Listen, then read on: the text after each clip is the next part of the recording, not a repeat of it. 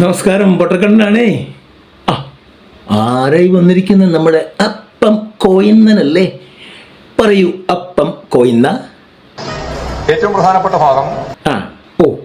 ഏറ്റവും പ്രധാനപ്പെട്ട ഭാഗം പറയൂ പറയൂ. മാർക്സിസത്തിന്റെ പ്രപഞ്ചവീക്ഷണമായ വൈരുദ്ധ്യാത്മക ഭൗതികവാദം എന്ന ദർശനം മനുഷ്യ സമൂഹത്തിന്റെ ചരിത്രത്തിലേക്ക്, സാമൂഹ്യ വികാസ ഘട്ടങ്ങളിലേക്ക് സന്നിവേശിപ്പിച്ചാൽ കിട്ടുന്നതെന്തോ. ഒന്നുകൂടി പറയാം.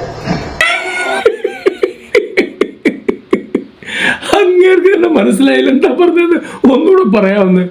ഇതെന്തായി പറഞ്ഞു വെക്കുന്നത്? വൈരുദ്ധ്യാത്മിക ഭൗതികവാദം, അത് സന്നിവേശിപ്പിക്കണം. എന്ത് കഷ്ടമാണെന്ന് നോക്കിയേ. ഇങ്ങനെ മനുഷ്യനെ പൊട്ടരാക്കുന്ന ആൾക്കാര്, അത് കേട്ട് പൊട്ടരായിട്ടിരിക്കുന്ന കുറെ അണികള്.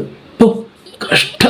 അപ്പം ഉണ്ടാക്കുക നമ്മുടെ എവിടുന്ന വിൽക്കുന്നത്? നമ്മള് പട്ടാമ്പിന്ന് എറണാകുളത്തോണ്ട് വിൽക്കുക, തിരിച്ചു പോവുക. പട്ടാമ്പിന്ന് എറണാകുളത്തോണ്ട് വിൽക്കുക, തിരിച്ചു പോവുക. പാലക്കാട് കൊണ്ട് വിൽക്കുക, തിരിച്ചു പോവുക. ഇത്രേ ഉള്ളൂ. ഇതേ പറ്റൂ.